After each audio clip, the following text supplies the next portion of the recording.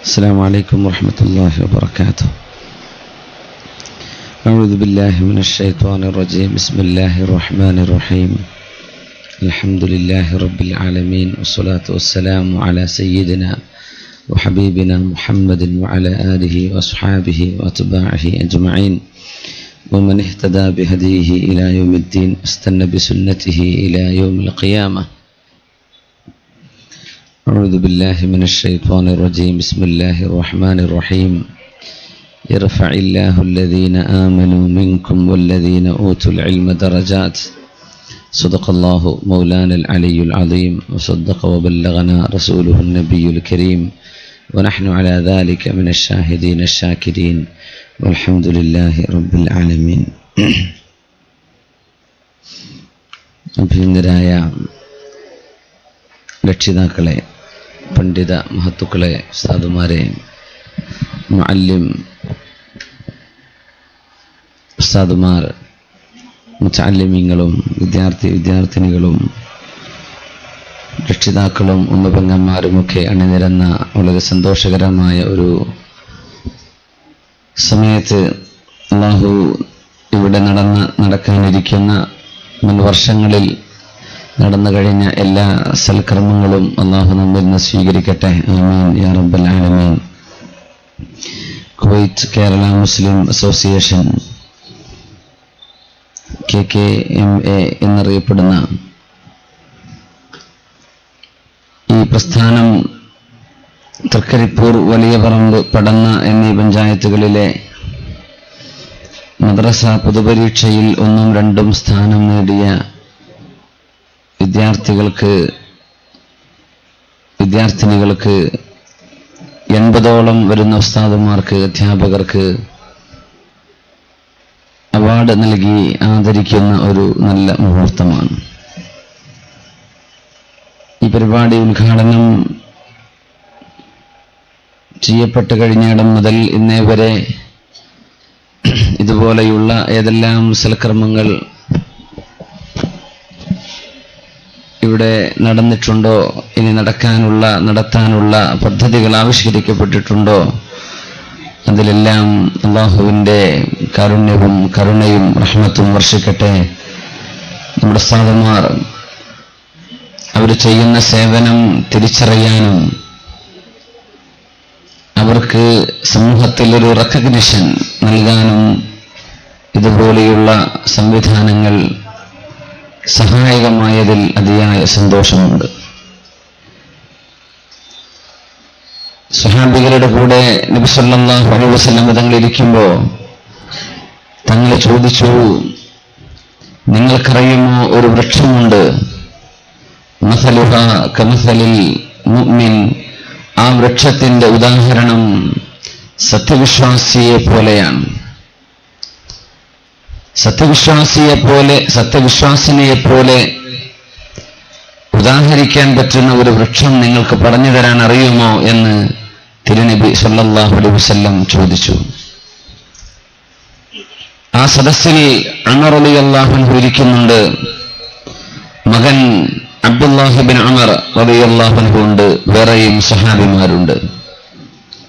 നബി തങ്ങളുടെ അധ്യാപന ശൈലിയുടെ ഒരു രീതിയാണത്. ചില ചോദ്യങ്ങൾ, വളരെ ഇൻസ്പയറിംഗ് ആയ ചോദ്യങ്ങൾ ചോദിക്കുന്നത്, ചോദ്യത്തിലൂടെ കുട്ടികളുടെ മനസ്സിലേക്ക് വളരെ ഓപ്പൺ എൻഡിങ് ചോദ്യങ്ങൾ എന്നൊക്കെ പറയും. സ്കൂൾ പഠിപ്പിക്കുന്നവർക്കറിയാം, മക്കളുടെ ബുദ്ധി എത്രത്തോളം വികസിക്കാൻ കഴിയുമോ അതിൻ്റെ സാധ്യതകൾ ഏറുന്ന ചോദ്യങ്ങൾ വിദ്യാർത്ഥികൾക്ക് നൽകുന്നത് ഇൽമി സേവനത്തിന്റെ ഭാഗമാണ്. ശരിയോ തെറ്റോ എന്നത് ഓപ്പൺ എൻഡിങ് അല്ലെന്നാണ്. അല്ല ഇത് ഒതുങ്ങും, എന്താണ്, എങ്ങനെയാണ് എന്നൊക്കെ ചോദിക്കുമ്പോൾ ഒരുപാട് തലങ്ങളിലൂടെ ചിന്തിക്കാൻ കഴിയുമെന്നാണ്. അത്തരം ചോദ്യങ്ങൾ നിബിധങ്ങളുടെ ഹദീസുകളിൽ ധാരാളം കാണാൻ കഴിയും. അധ്യാപനം തിരുനബിയുടെ ചര്യയിൽ എന്ന് നമ്മൾ അങ്ങനെ ഒരു ചർച്ച ചെയ്യുകയാണെങ്കിൽ ഒരുപാട് അധ്യാപന ശൈലി നബിയിൽ നിന്ന് പഠിക്കാൻ കഴിയും. ഞാൻ പറയുന്നത് അതൊന്നുമല്ല. എന്താണ് ആ വൃക്ഷം എന്ന് ചോദിച്ചപ്പോ ജനങ്ങളൊക്കെ ഗ്രാമങ്ങളിലുള്ള പ്രാന്തപ്രദേശങ്ങളിലുള്ള കാടുകളിൽ ഉണ്ടാകുന്ന പല വൃക്ഷങ്ങളുടെയും പേരന്വേഷിച്ചു പോവുകയായി. ഇതായിരിക്കുമോ ഒരു സത്യവിശ്വാസിയുടെ ഉദാഹരണം? ഇതായിരിക്കുമോ ഇങ്ങനെ ഒരുപാട് പേരുകൾ അവർ പറയാൻ തുടങ്ങി. തങ്ങൾ പറഞ്ഞു അതൊന്നുമല്ല. അവർ പറഞ്ഞു നബിയെ ഞങ്ങൾക്കറിയില്ലല്ലോ. തങ്ങൾ പറഞ്ഞു ഇന്നഹ നഖ്ല, അത് ഈത്തപ്പനയാണ്. ഈത്തപ്പനയാണെങ്കിലോ അവരുടെ കൺമുമ്പിലുള്ള വൃക്ഷമാണ്, അവരെപ്പോഴും കാണുന്ന വൃക്ഷമാണ്, അവരറിയുന്ന വൃക്ഷമാണ്. ഉമ്മുക്കും, അത് നിങ്ങളുടെ ഉമ്മയാണ് എന്നവരെ ഹദീസിൽ കാണാൻ കഴിയും. അത്രയും മാതൃബന്ധം പോലെ അറബ് ജീവിതത്തിന്റെ ഭാഗമായ ഈത്തപ്പന കൺമുമ്പിലുണ്ടായിരിക്കെ അതായിരിക്കണം ഉത്തരമെന്ന് അവർ ഒരിക്കലും ചിന്തിച്ചില്ല. അവർ വിചാരിച്ചു അറിയുന്ന വിഷയത്തെപ്പറ്റി ചോദിക്കില്ലല്ലോ, അതുകൊണ്ട് വേറെ ഏതെങ്കിലും മരമായിരിക്കുമെന്ന് വിചാരിച്ചു. ആ സമയം അബ്ദുല്ലാഹി ബിൻ ഉമർ റളിയല്ലാഹു അൻഹു വാപ്പയോട് പറഞ്ഞു, ഉപ്പ, ആ ഉത്തരം എനിക്കറിയാമായിരുന്നു കേട്ടോ, നീ എന്തുകൊണ്ട് പറഞ്ഞില്ല? ഒന്നുമല്ല, വലിയ വലിയ ആളുകളൊക്കെ ഇരിക്കുമ്പോ, വലിയ പ്രായമുള്ള ആളുകളൊക്കെ സദസ്സിലിരിക്കുമ്പോ ഞാൻ ഒരു ചെറുപ്പക്കാരൻ അതിന് ഉത്തരം പറഞ്ഞത് മോശമല്ലേ, അതുകൊണ്ട് ഞാൻ പറഞ്ഞില്ല. നീ അത് പറഞ്ഞിരുന്നെങ്കിൽ എനിക്കൊരു അഭിമാനം വർദ്ധിച്ചേനെ എന്ന് പറഞ്ഞു ഉമർ ഫാറൂഖ് റളിയല്ലാഹു അൻഹു. ഇതിൽ ഒരു കാര്യമുള്ളത്, ആ അബ്ദുല്ലാഹി ബിൻ ഉമർ തങ്ങൾ വാപ്പയോട് എന്തുകൊണ്ട് പറഞ്ഞില്ല എന്ന് പറഞ്ഞ കാരണം അതൊരു വലിയ അത്ഭുതമാണ്. പ്രായമുള്ളവരൊക്കെ ഉണ്ടാകുമ്പോൾ എങ്ങനെയാണ് ഞാനത് ചെയ്യുക എന്നത് എനിക്കും അതുപോലെ ഒരു തോന്നൽ ഇവിടെ തോന്നി. വലിയ ഉസ്താദുമാർ മദ്രസയിൽ 20-30 കൊല്ലം എന്റെ വയസ്സിനേക്കാളേറെയോ ഒക്കെ സേവനം ചെയ്ത ഉസ്താദുമാരെ ഈ ഒന്നും അറിയാത്ത ജാഹിലായ ഞാൻ ആദരിക്കുക അല്ലെങ്കിൽ കൊടുക്കുക എന്നൊക്കെ പറയുമ്പോൾ അതിലൊക്കെ ഒരു എന്തോ ഒരു ചേർച്ചയില്ലായ്മ ഉള്ള പോലെ. ദയവ് ചെയ്ത് എന്ത് ചെയ്യണം, ബഷീർക കുറച്ച് പ്രായമൊക്കെയുള്ള നമ്മളെ നല്ല പ്രായം ചെന്ന ഉസ്താദുമാരെ സയ്യിദന്മാരെയൊക്കെ വിളിപ്പിച്ചിട്ട് അത് കൊടുക്കണം. അപ്പോഴല്ലേ ആ വാങ്ങിക്കുന്നവർക്കും അതിലൊരു റാഹത്തുണ്ടാവുള്ളൂ. അപ്പോ അതിന്റെ ഒരു അനൗചിത്യം എനിക്ക് തോന്നുന്നുണ്ട് അവിടെ. ഏതായിരുന്നാലും നിങ്ങൾ പൊരുത്തപ്പെട്ടേക്ക് ഇൻഷാ അല്ലാഹ്. പിന്നെ പ്രായപൂർത്തിയായ പെൺകുട്ടികളൊന്നും സ്റ്റേജിലേക്ക് വിളിച്ചു കൊണ്ടുവരരുത്, അത് നമുക്ക് ചെയ്യാൻ പാടില്ലാത്ത സംഗതിയാണ്. ഇവിടെ അങ്ങനെ ഒരു സംഗതി കൂടെ നടന്നു, അത് സംഘാടകർ ശ്രദ്ധിക്കണം. അവാർഡ് നമുക്ക് എന്താണെങ്കിൽ ഒന്നുകിൽ രക്ഷിതാക്കളെ വിളിച്ചു കൊടുക്കുക, അല്ലെങ്കിൽ അവർക്ക് എത്തിച്ചു കൊടുക്കുക. അത് ശ്രദ്ധിക്കണം ഇൻഷാ അല്ലാഹ്. നിങ്ങൾ ശ്രദ്ധിക്കുന്നില്ലെങ്കിലും ഇതൊക്കെ ശ്രദ്ധിക്കാം. 4 കണ്ണുമായി നടക്കുന്ന മനുഷ്യന്മാർ വേറെ ഉണ്ടാവും. അപ്പോ അബദ്ധങ്ങളാണെന്നോ നമുക്ക് ആവർത്തിക്കാൻ പറ്റില്ല. തീർച്ചയായും ആ വിഷയങ്ങൾ ശ്രദ്ധിക്കണം എന്ന് സന്ദർഭികമായി ഉണർത്തുകയാണ്. ഞാൻ പറയാൻ പോകുന്നത് എന്താണ് ഈത്തപ്പനയുടെ ഉദാഹരണം. നമ്മൾ വിചാരിക്കും സത്യവിശ്വാസിയുടെ ഉദാഹരണം ഈത്തപ്പന എന്ന് നബി തങ്ങൾ പറഞ്ഞത് അവിടെ തെങ്ങ് കായ്ക്കാത്തത് കൊണ്ടായിരിക്കുമെന്ന്. തെങ്ങില്ലാത്തത് കൊണ്ടായിരിക്കും ഈത്തപ്പന എന്ന് പറഞ്ഞത്, അല്ലെങ്കിൽ തെങ്ങായിരിക്കും മുഅ്മിനിന്റെ ഉദാഹരണം എന്ന് പറയുമോ എന്ന് നിങ്ങൾക്ക് തോന്നിയേക്കും. അല്ല, തെങ്ങും ഈത്തപ്പനയും വലിയ വ്യത്യാസമുണ്ട്. എന്താണ് ആ വ്യത്യാസം എന്ന് പറഞ്ഞാൽ, ഈ സദസ്സിനോട് തീർത്തും യോജിക്കുന്ന ഒരു ഹദീസാണിത്. ഞാൻ ദീർഘമായി സംസാരിക്കുന്നില്ല, അതിന്റെ സമയവുമല്ല ഇപ്പോ. നിബിധങ്ങൾ പറഞ്ഞ ആ ഈത്തപ്പനയുടെ ഉദാഹരണം മഹാനായ അല്ലാമ ഇബ്നുൽ ഖയ്യിം അൽ ജൗസിയ്യ ബഹുമാനപ്പെട്ടവർ അദ്ദേഹത്തിന്റെ ഒരു പ്രസിദ്ധമായ ഗ്രന്ഥത്തിൽ ഈ വിഷയം ചർച്ച ചെയ്തിട്ടുണ്ട്. അൽ വാബിൽ സ്വബി എന്നോ കിതാബിന്റെ പേര് ഓർക്കുന്നില്ല. ഈത്തപ്പനയെ സംബന്ധിച്ചും ഈ ഹദീസിനെ സംബന്ധിച്ചും വിശദീകരിച്ചിട്ടുണ്ട് അല്ലാമ ഇബ്നുൽ ഖയ്യിം അൽ ജൗസിയ്യ റഹ്മത്തുള്ളാഹി അലൈഹി. അവിടുന്ന് പറഞ്ഞു, വൃക്ഷങ്ങളിൽ ഏറ്റവും കുറച്ച് വെള്ളം മാത്രം ഉപയോഗിക്കുന്ന, വളരെ കുറഞ്ഞ വെള്ളം ഉപയോഗിക്കുന്ന വൃക്ഷമാണ് ഈത്തപ്പന. തെങ്ങങ്ങനെയല്ല. തെങ്ങിന് ഇഷ്ടംപോലെ വെള്ളം കിട്ടിയില്ലെങ്കിൽ കായ്ക്കില്ല, വളരില്ല. ഈത്തപ്പനക്ക് ആഴ്ചയിലൊരിക്കൽ 2 കപ്പ് വെള്ളം കിട്ടിയാൽ മതി, ഒരാഴ്ച പിടിച്ചു നിൽക്കും. അത് മാത്രമല്ല, നിശ്ചിത ഹൈറ്റ് എത്തിയാൽ അതവിടെ നിൽക്കും. ഒരുപാടങ്ങ് വളഞ്ഞു പോകുന്ന ഏർപ്പാട് തെങ്ങുകൾക്ക് കാണും, ഈത്തപ്പനകൾക്ക് കാണില്ല. വളരെ സ്ട്രെയിറ്റ് ഫോർവേഡ്, വളരെ സ്ട്രെയിറ്റ് ആയിട്ട് നിൽക്കുന്ന സ്റ്റെം അതിന്റെ ഒരു പ്രത്യേകതയാണ്. അത് മാത്രമല്ല, ഈത്തപ്പന എല്ലാം ഉപയോഗിക്കാൻ പറ്റുന്ന തെങ്ങ് പോലെ തന്നെ ആ വിഷയത്തിൽ ഒരുപോലെ അതിന്റെ മട്ടയും അതിന്റെ തടിയും അതിന്റെ ഓലകളും ഒക്കെ എല്ലാം നമുക്ക് വിവിധ ക്രാഫ്റ്റുകൾക്ക് വേണ്ടി ഉപയോഗിക്കാൻ പറ്റും. അതും തെങ്ങും തമ്മിൽ അവിടെ ഒരു യോജിപ്പുണ്ട്. പക്ഷേ ഈത്തപ്പന കായ്ക്കുന്നത് ഏറ്റവും ചൂടുള്ള മാസത്തിലാണ്. ജൂലൈ ഓഗസ്റ്റ്, ജൂൺ ജൂലൈ ഓഗസ്റ്റിലാണ് ഈത്തപ്പഴം കഴിക്കുന്നത്. നല്ല ചൂട്, ശക്തമായ ചൂട്, അബൌ 50 ഡിഗ്രി ഒക്കെ ചൂടുള്ള കാലാവസ്ഥയിലാണ് ഗൾഫിലൊക്കെ ഈത്തപ്പനകൾ കഴിക്കുന്നത്. നല്ല ചൂട് വേണം.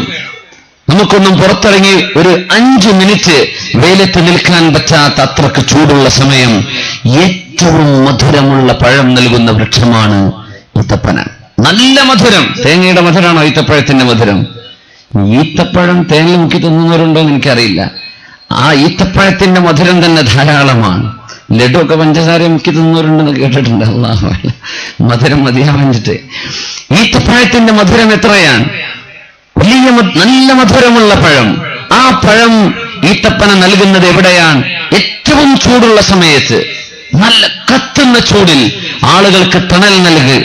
നല്ല പഴം, ഏറ്റവും കൂടുതൽ ഫൈബറുള്ള, നമ്മുടെ ശരീരത്തിന് ആവശ്യമുള്ള ലവണങ്ങളുള്ള ഒരു പഴമാണ് ഈത്തപ്പഴം.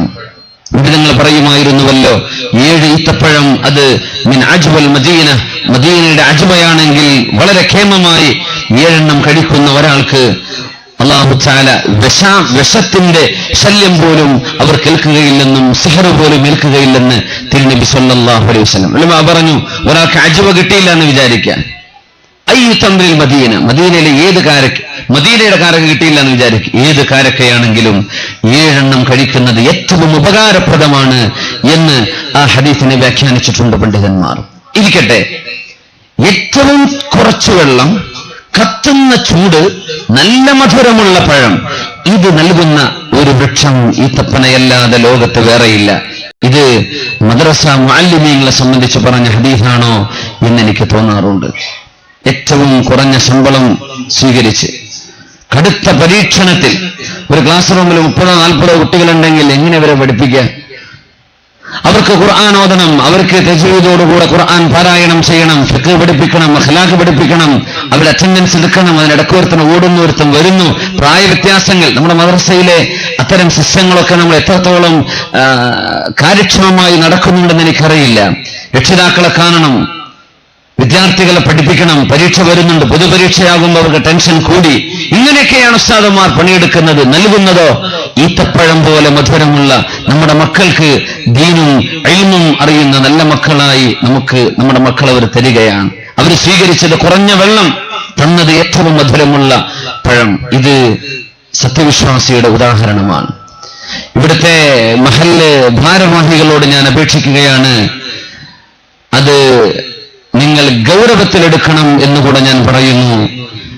ഉസ്താദുമാർക്ക് നമ്മൾ ഇവിടെ കൊടുക്കുന്ന ക്യാഷ് അവാർഡ് എത്രയാണ് നിങ്ങളെ കവറിൽ കിട്ടിയത് എനിക്കറിയില്ല. എന്തായിരുന്നാലും മാന്യമായ, ഏറ്റവും അഭിമാനകരമായ ശമ്പളം നമ്മുടെ മദ്രസയിലെ ഉസ്താദുമാർക്ക്, പള്ളിയിൽ ജോലി ചെയ്യുന്ന ഉസ്താദുമാർക്ക് കമ്മിറ്റി ഭാരവാഹികൾ നൽകണം എന്ന് ഞാൻ അപേക്ഷിക്കുകയാണ്. ഡീസന്റായ ശമ്പളം. 10,000 രൂപ കൊണ്ട് നിങ്ങളുടെ പുരയിൽ ഒരാഴ്ചത്തെ ചെലവ് കഴിക്കാൻ പറ്റില്ല. നിങ്ങൾ തൃക്കരിപ്പൂരുകാരാണ്, എനിക്കറിയാം നിങ്ങളുടെ വീടുകളിലെ അവസ്ഥകൾ. 10,000 കൊണ്ട് ഒരു ആഴ്ച നിങ്ങൾക്ക് ജീവിക്കാൻ പറ്റില്ല. ആ അവസ്ഥയിൽ 3,000, 4,000, 5,000 ഈ 10,000 തന്നെ കൊടുത്താലും ജീവിക്കാൻ പറ്റാത്ത അവസ്ഥയിലാണ് നമ്മുടെ ഉസ്താദുമാർ. അവർക്ക് മക്കളുണ്ട്, വലിയ കുടുംബമുണ്ട്, വലിയ ബാധ്യതകളുണ്ട്, രോഗികളായ മാതാപിതാക്കൾ കാണും. അങ്ങനെ കടുത്ത പരീക്ഷണങ്ങളിലാണ് അവർ ജീവിക്കുന്നത്. ഏറ്റവും നല്ല പഴം നൽകാൻ മസലുഹാ കമസലിൽ മുഅ്മിൻ. അതുകൊണ്ട് അവർക്ക് ഏറ്റവും മാന്യമായ, അതിന്റെ സ്കെയിൽ ഇത്ര എന്ന അക്കം ഞാൻ പറയുന്നില്ല, ഏറ്റവും മാന്യമായ ശമ്പളം ഉസ്താദുമാർക്ക് നൽകണം എന്ന് ഞാൻ ഇവിടെ അപേക്ഷിക്കുകയാണ്.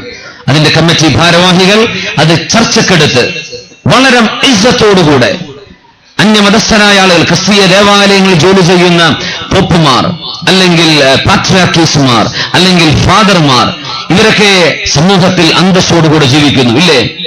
എന്താ കാരണം എന്നറിയോ? നല്ല പാക്കേജാ കൊടുക്കുന്നത്, നല്ല ശമ്പളം, നല്ല സംവിധാനം, എല്ലാ സൗകര്യങ്ങളും, നല്ല ആദരവും. നമ്മുടെ ഉസ്താദുമാർക്ക് മാത്രം എങ്ങനതില്ലാതെയായി പോകും? നമ്മുടെ കയ്യിലുള്ള ഇൽമ് ഏറ്റവും വലുതല്ലേ?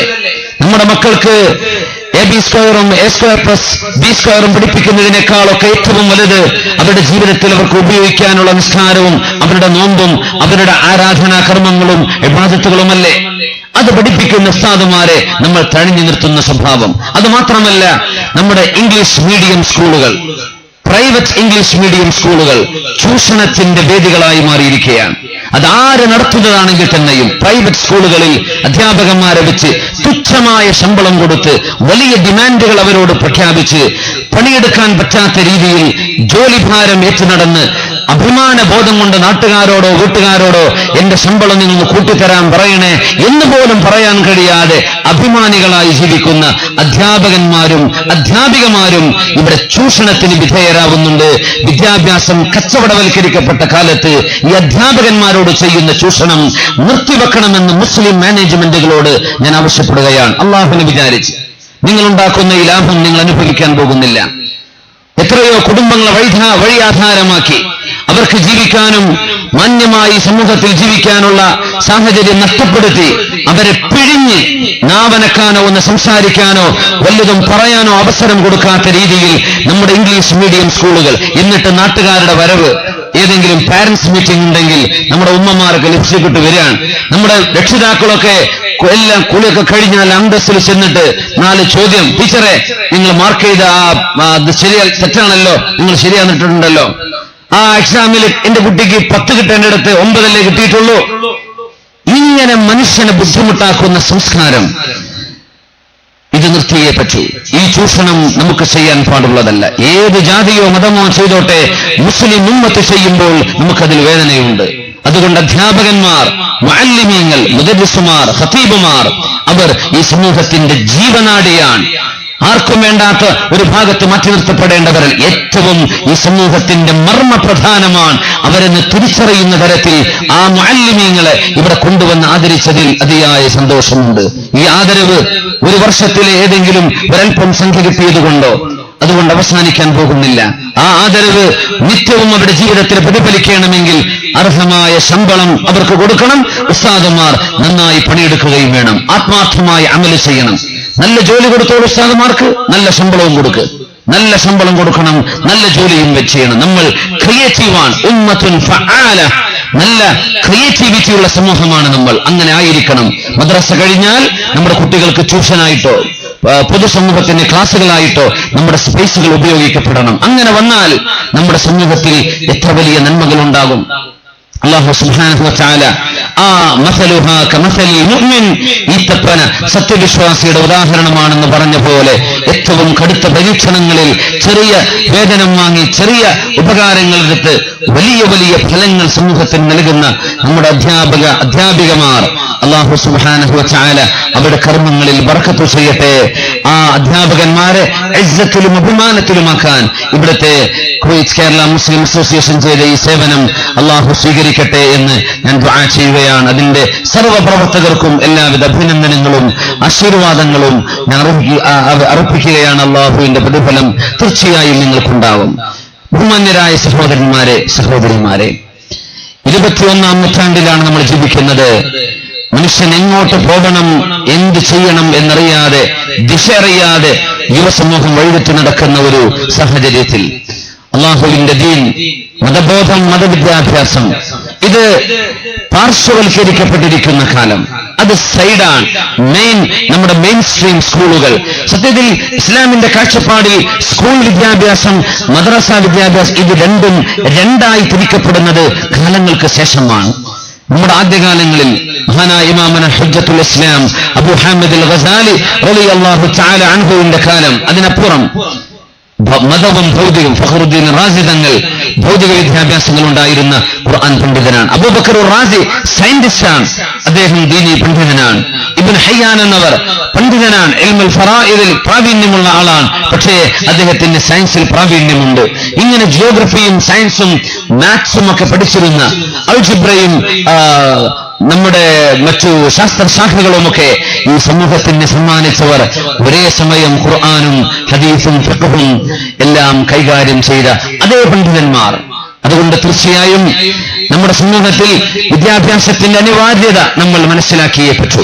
വിദ്യാഭ്യാസം ജോലി കിട്ടാനാണ് എന്ന് തെറ്റിദ്ധരിക്കപ്പെടുന്ന കാലമാണ്. നമ്മുടെ വിദ്യാർത്ഥികൾ പോകുന്നത് പ്രൊഫഷണൽ കോഴ്സുകൾക്കാണ്.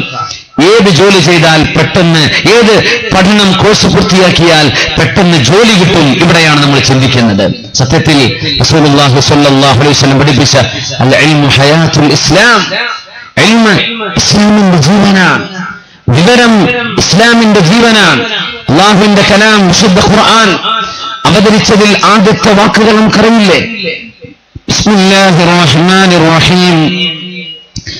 اقرأ باسم ربك الذي خلق خلق الإنسان من علق اقرأ وربك الأكرم الذي علم بالقلم علم الإنسان ما لم يعلم. ഇത്രയും ആയത്തുകൾ സൂറത്തുൽ അലക്കിൽ ഇറങ്ങി. ബാക്കി ആയത്തുകൾ ഇറങ്ങുന്നത് മാസങ്ങൾക്ക് ശേഷമാണ്. ആദ്യം ഇറങ്ങിയത് ഇഖ്റ, നിങ്ങൾ വായിക്കണം കേട്ടോ. എന്ത് എന്ന് പറഞ്ഞില്ല. വായിക്കപ്പെടാവുന്നത് എന്തൊക്കെയുണ്ടോ അള്ളാഹുവിന്റെ ലോകത്ത് വായിക്കാൻ പറ്റുന്നവ എന്തൊക്കെയുണ്ടോ അത് നിങ്ങൾ വായിക്കണം. വായിക്കാൻ പറ്റാത്തവയുണ്ട്, നമുക്കറിയാൻ പാടില്ലാത്ത ഇൽമുകളുണ്ട്. അതുകൊണ്ടാണ് നിബിധങ്ങൾ പറഞ്ഞത് അല്ലാഹുമ്മ ഇന്നി അഊദു ബിക മിൻ ഇൽമിൻ ലാ യൻഫ. അല്ലാഹുവേ, ഉപകാരപ്പെടാത്ത ഇൽമ് നീ എനിക്ക് തരല്ലേ പടച്ചവനെ. ഉപകാരപ്പെടാത്ത ഇൽമുണ്ട്, അത് നമുക്ക് വേണ്ട. ഉപകാരമുള്ള ഇൽമ് തരയണമേ. അല്ലാഹു തആല നിബിധങ്ങളോട് ഏതെങ്കിലും ഒരു വിഷയം എനിക്ക് കൂടുതൽ തരണം എന്ന് ചോദിക്കാൻ പറഞ്ഞിട്ടുണ്ടെങ്കിൽ വഖുർ റബ്ബി സിദ്നി ഇൽമാ, അല്ലാഹുവേ ഇൽമ് ഞങ്ങൾക്ക് വർദ്ധിപ്പിച്ചു തരയണമേ, ഒരുപാട് അറിവ് വർദ്ധിപ്പിച്ചു തരയണമേ. ഇത് ധാരാളം ദുആ ചെയ്യാൻ പറയുകയാണ് റസൂലുള്ളാഹി സ്വല്ലല്ലാഹു അലൈഹി വസല്ലം. വായിക്കുകയും അറിയുകയും ചെയ്യുന്നത്, വായനയും എഴുത്തും, ഈ രണ്ട് വിഷയങ്ങൾ ഖുർആൻ ആദ്യം ഭൂമിയിലേക്ക് അവതരിക്കുകയാണ്. ഖുർആൻ ആദ്യത്തെ അവതരണം ഇഖ്റ, വായിക്കണം. ബിസ്മി റബ്ബിക്കല്ലദീ ഖലഖ്, പടച്ചവൻ സൃഷ്ടിച്ചവൻ അവനാണ്, അവന്റെ നാമത്തിൽ വായിക്കണം. ഖലഖൽ ഇൻസാന മിൻ അലഖ്, മനുഷ്യനെ പടച്ചത് അവൻ അലക്കിൽ നിന്നാണ്, സിദ്ധാന്തത്തിൽ നിന്നാണ്, സൈഗോത്തിൽ നിന്നാണ്. ആ സെൻസിറ്റീവ് ഡ്രോപ്പ് ഓഫ് ബ്ലഡ്, അതിൽ നിന്ന് മനുഷ്യനെ പടച്ച അല്ലാഹു, ആ അല്ലാഹുവിന്റെ നാമത്തിൽ നിങ്ങൾ വായിക്കണം. എത്ര ഒന്നുകൂടെ വായിക്കണം. വറബ്ബുക്കൽ അക്രം, നിങ്ങളുടെ രക്ഷിതാവ് ഒരുപാട് ഔദാര്യമുള്ളവനാണ്. വായനയും ഇൽമുണ്ടായാൽ അല്ലാഹുവിന്റെ ഔദാര്യം നിങ്ങൾക്ക് വന്നെത്തും എന്നതിലേക്കുള്ള സൂചന. അല്ലദീ അല്ലമ ബിൽ ഖലം, പേന കൊണ്ട് എഴുതാനും രേഖപ്പെടുത്താനും പഠിപ്പിച്ചവനാണ് അല്ലാഹു. പേനയുടെ ഉപയോഗം, who taught the use of pen, പേന ഉപയോഗിക്കുന്നത് എങ്ങനെയെന്ന് പഠിപ്പിച്ചവനാണ് അല്ലാഹു. അല്ലെങ്കിൽ ആർക്കതറിയാൻ പറ്റും? രേഖപ്പെടുത്താനുള്ള വഴികൾ, റെക്കോർഡ് ചെയ്യാനുള്ളവ, ഡാറ്റ കീപ്പിംഗ്, ഇതൊക്കെ അല്ലാഹു മനുഷ്യന് ചെയ്ത വലിയ അത്ഭുതങ്ങളാണ്. അല്ലമൽ ഇൻസാന മാ ലം യഅലം, അറിയാത്തത് ഒരുപാട് മനുഷ്യനെ പഠിപ്പിച്ചവനാണ് അല്ലാഹു. അതുകൊണ്ട് നിങ്ങൾ വായിക്കണമേ. നമ്മൾ വിചാരിക്കുന്നു വായന സ്കൂൾ മദ്രസ 5ാം ക്ലാസ് കഴിഞ്ഞാൽ 7ാം ക്ലാസ് കഴിഞ്ഞാൽ പിന്നെ ദീനൊന്നും വായിക്കണ്ട, സ്കൂളിൽ ഒരു 10ോ ഡിഗ്രിയോ PGയോ കഴിഞ്ഞാൽ അതും വായിക്കണ്ട, പിന്നെ ജീവിച്ചാൽ മതി, പിന്നെ തിന്ന് ജീവിക്കാനുള്ളതാണ്. അങ്ങനെയല്ലല്ലോ. നമ്മളൊക്കെ ലൈഫ് ലോങ് ലേണേഴ്സ് ആവണമെന്നാണ്. ലോകത്ത് വിഖ്യാതമായൊരു സിലബസ് ഉണ്ട്, IB എന്ന് പറയുന്നത്. നമ്മുടെ ഇന്ത്യയിൽ ചില സ്കൂളുകളൊക്കെ അത് അഡോപ്റ്റ് ചെയ്ത് കഴിഞ്ഞു. ഇന്റർനാഷണൽ ബക്കാലറേറ്റ് പ്രോഗ്രാം എന്ന് പറയും. IGCSE എന്നോ CBSE എന്നോ നമ്മുടെ നാട്ടിൽ CBSE എന്ന് പറയുന്ന പോലെ, ഇന്റർനാഷണൽ ലെവലിൽ UK education, Cambridge education, IGCSE എന്ന് പറയുന്ന പോലെ നമുക്ക് IB കോഴ്സ് ഉണ്ട്, ജനീവ ആസ്ഥാനമായ. അതിന്റെ മുഖമുദ്ര തന്നെ വിദ്യാർത്ഥികൾ life long learners, flexible thinker, risk taker, ഇതൊക്കെയാണ് വിദ്യാർത്ഥികളുടെ ക്വാളിറ്റി. മരണം വരെ പഠിക്കുന്നവർ, ലൈഫ് ലോങ് ലേണേഴ്സ്. ഇസ്ലാമിന്റെ കാഴ്ചപ്പാടുകളാണത്. മരിക്കുന്നവരെ പഠിക്കുക. അധ്യാപകന്മാരും അധ്യാപികമാരും എന്റെ സഹപ്രവർത്തകരാണ്, ഞാൻ അധ്യാപകനാണ്. അതിലേറ്റവും വലിയ അപജയം പഠിപ്പിക്കുന്ന ആളുകൾ പഠനം നിർത്തിവെക്കുന്നു എന്ന ഒരു ദുരവസ്ഥയുണ്ട്. സി.എച്ച്. മുഹമ്മദ് കോയ സാഹിബ് പറഞ്ഞ പോലെ പഴയതൊന്നും മറക്കാതിരിക്കുകയും പുതിയതൊന്നും പഠിക്കാതിരിക്കുകയും ചെയ്യുന്ന ഒരവസ്ഥ അധ്യാപക ലോകത്ത് ഒരുതരം സ്റ്റാഗ്നേഷൻ കണ്ടുവരുന്നുണ്ട്. അത് നമ്മൾ തിരുത്തേണ്ടതാണ്. നമ്മൾ ഒരുപാട് പഠിക്കുമ്പോഴാണ് നമ്മിൽ നിന്ന് പഠിക്കുന്ന വിദ്യാർത്ഥികൾക്ക് ഇൽമിനോട്, വിദ്യയോട് സ്നേഹം തോന്നുകയുള്ളൂ. നമ്മൾ പഠിപ്പിക്കുന്ന ഒരു പാസേജ്, അത് മാത്രം, അതിനപ്പുറത്തേക്ക് ഒന്നും അറിയാത്ത ഒരു അധ്യാപകനെങ്കിൽ ആ വിദ്യാർത്ഥിക്ക് ആ ക്ലാസ് ആസ്വദിക്കാൻ കഴിയില്ല. ആസ്വദിച്ച് പഠിക്കുന്നവയാണ് ജീവിതത്തിന്റെ ഭാഗമാകുന്നത്. അതുകൊണ്ട് അധ്യാപകന്മാരും അവരുടെ അധ്യാപന ജീവിതത്തിനിടയിൽ സ്വയം അപ്ഡേറ്റ് ചെയ്തുകൊണ്ടിരിക്കണം, പഠിച്ചുകൊണ്ടിരിക്കണം. വിദ്യാർത്ഥികൾ മരണം വരെ പഠിക്കേണ്ടവരാണ്. അധ്യാപനവും ഇൽമും ബഹുമാനിക്കാനും ആദരിക്കാനും പറഞ്ഞ ദീനിന്റെ ആളുകളാണ് നമ്മളൊക്കെ. എങ്ങനെയെങ്കിലും ആരെങ്കിലും ഗൾഫിലേക്ക്, പേർഷ്യയിലേക്ക്, സിംഗപ്പൂരിലേക്ക്, മലേഷ്യയിലേക്ക്, ലണ്ടനിലേക്ക്, അല്ലെങ്കിൽ ദുബൈയിലേക്ക്, കുവൈറ്റിലേക്ക് ഒന്ന് കയറി പറ്റിയാൽ പിന്നെ നാട്ടിലെ റോഡുകളിൽ ഒരൽപ്പം മെച്ചമുള്ള വാഹനവും ഓടിച്ച് നാട്ടുകാരെ ഞെട്ടിച്ചാൽ മതി എന്ന തരത്തിലേക്ക് നമ്മുടെ യുവതലമുറ തരം താഴ്ന്നു പോകരുത്. ഇൽമ് ഏറ്റവും വലുതാണ്. മഹാനായ റസൂലുള്ളാഹി സ്വല്ലല്ലാഹു അലൈഹി വസല്ലം തങ്ങളുടെ സ്വഹാബി ഇബ്നു അബ്ബാസ് റളിയല്ലാഹു അൻഹുമാ പറഞ്ഞു, ഒരു കാലഘട്ടം വരും അല്ലാഹു തആല പറഞ്ഞ രണ്ട് വിഷയങ്ങൾ അവർ മാറ്റിമറിക്കും. ഒന്ന്, ഇന്ന അക്രമക്കും ഇൻദല്ലാഹി അത്ഖാക്കും, നിങ്ങളിൽ ഏറ്റവും സ്ഥാനമുള്ളവൻ നിങ്ങളിൽ ആരാണോ സൂക്ഷ്മജ്ഞാനികളായി, സൂക്ഷ്മതയുള്ളവരായി, തഖ്വയുള്ളവരായി ജീവിക്കുന്നത് അവരാണ് നിങ്ങളിൽ ഏറ്റവും സ്ഥാനമുള്ളവർ എന്ന് അള്ളാഹു പറയുന്നു. മനുഷ്യന്മാർ പറയും, ഇന്ന അക്രമക്കും അഅ്ളമക്കും ബൈത, നിങ്ങളിൽ ഏറ്റവും വലിയ വീട് വെക്കുന്നവനാണ്, ഏറ്റവും മഹത്വമുള്ളവനെന്ന് മനുഷ്യൻ അതിനെ തിരുത്തുന്നു എന്ന് മഹാനായ ഇബ്നു അബ്ബാസ് റളിയല്ലാഹു അൻഹുമാ. വിദ്യാഭ്യാസം ആദരിക്കപ്പെടുന്ന കാലമുണ്ടായിരുന്നു. മുർസാദുമാർ പൈസയില്ലാത്ത പച്ചപ്പാവങ്ങളായി ആഴ്ചയിൽ 7 ദിവസവും കഞ്ഞിവെള്ളം കുടിച്ചു കഴിഞ്ഞിരുന്ന വീടുകൾ. പക്ഷേ ആ വീടിന്റെ കുടുംബനാഥൻ സമൂഹത്തിലെ മദ്രസയുടെ സദർ ഉസ്താദാൻ, അല്ലെങ്കിൽ അവിടുത്തെ സീനിയർ മുഅല്ലിമാൻ, അല്ലെങ്കിൽ പള്ളിയിലെ ഖതീബാൻ, ഖാദിയാൻ, പള്ളിയിലെ മുഅദ്ദിനാൻ. അവരെ ആ ഒരു കർമ്മത്തിന് ആദരിച്ചിരുന്ന കാലം. ആ കാലത്തേക്കുള്ള തിരിച്ചുവരവിനാണ് ഇവിടെ KKMA അവസരം ഒരുക്കിയിരിക്കുന്നത്. ആ ഒരു തിരിച്ചുപോക്ക് പിന്നെ മാറി. ഉസ്താദുമാരാണെങ്കിലും കയ്യിൽ കാശുണ്ടെങ്കിൽ ബഹുമാനിച്ചാൽ മതി, കാശില്ലാത്ത ഉസ്താദുമാരൊക്കെ 2ാം നമ്പർ, കാശുള്ള VIP ഉസ്താദുമാർ എന്ന രീതിയിലേക്ക് കാശിനെ നമ്മൾ ഇൽമിലേക്ക് മിക്സ് ചെയ്തു. അത് ചെയ്യാൻ പാടില്ലാത്തതായിരുന്നു. ഇൽമും പൈസയും രണ്ടും രണ്ടാണ്. അള്ളാഹു ഇഷ്ടപ്പെട്ടവർക്കും ഇഷ്ടപ്പെടാത്തവർക്കും പൈസ കൊടുക്കും. അള്ളാഹുവിനെ സംബന്ധിച്ചുള്ള ബോധം അള്ളാഹു നൽകുന്നത് അവൻ ഇഷ്ടപ്പെട്ടവർക്ക് മാത്രമാണ്. അതുകൊണ്ട് സമ്പത്ത് ലഭിക്കുന്നതോ ലഭിക്കാതിരിക്കുന്നതോ അള്ളാഹുവിന്റെ തൃപ്തിയുടെയോ കോപത്തിന്റെയോ അടയാളമേ അല്ല. നമ്മളൊരു ആലിമിനെ ബഹുമാനിക്കുന്നത് അവരുടെ തഖ്വ മനസ്സിലാക്കിയാണ്, അവരുടെ ഇൽമ മനസ്സിലാക്കിയാണ്, അവരുടെ പാണ്ഡിത്യവും ജീവിതത്തിന്റെ വിശുദ്ധിയും മനസ്സിലാക്കിയാണ്. എന്നല്ലാതെ എപ്പോഴും പൈസയുള്ളവർക്ക് മാത്രം സ്ഥാനം, അല്ലാത്തവരൊക്കെ ഒന്നുമില്ലാത്തവർ. നമ്മെ 1ാം ക്ലാസ്സിൽ പഠിപ്പിച്ച് അക്ഷരമാല പഠിപ്പിച്ചിരുന്ന അധ്യാപകന്മാരോ, നമുക്ക് ABCD പഠിപ്പിച്ചവർ, മാത്തമാറ്റിക്സിന്റെ ആമുഖങ്ങൾ പഠിപ്പിച്ചു തന്നവർ, ഇംഗ്ലീഷ് അക്ഷരമാല പഠിപ്പിച്ചവർ, എത്രയോ അധ്യാപകന്മാർ നമ്മുടെ ചുറ്റും കാണും.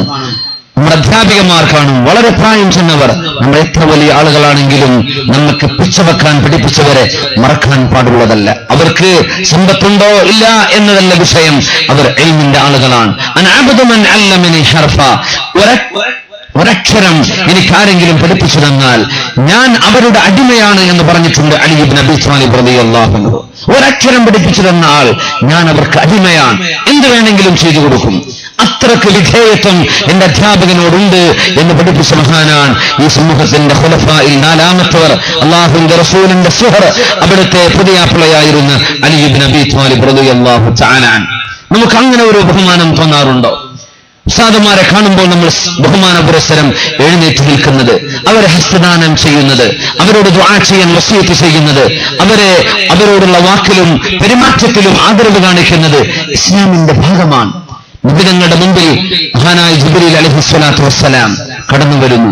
നിബിതങ്ങൾ വഫാത്താകുന്നതിന്റെ 80 ദിവസങ്ങൾക്ക് മുമ്പ്. അന്ന് ജിബ്രീൽ അലൈഹിസ്സലാം വന്നത് മനുഷ്യരൂപത്തിലാണ്, ദിഹ്യ റളിയല്ലാഹു അൻഹുവിന്റെ രൂപത്തിലാണ്. സുഹാബികളിൽ സുമുഖനായ, കാണാൻ നല്ല ഭംഗിയുണ്ടായിരുന്ന വളരെ ഹാൻസം മാൻ ആയിരുന്നു ദിഹ്യ അൽ കൽബി റളിയല്ലാഹു അൻഹു. അവരുടെ രൂപത്തിലാണ് വന്നിരിക്കുന്നത്. നബിയുടെ മുമ്പിൽ വന്നിരുന്ന രംഗം സ്വഹീഹുൽ ബുഖാരിയിൽ കാണാൻ കഴിയും. നബി തങ്ങളുടെ മുമ്പിൽ വന്നിരുന്നു ജിബ്രീൽ അലൈഹിസ്സലാം.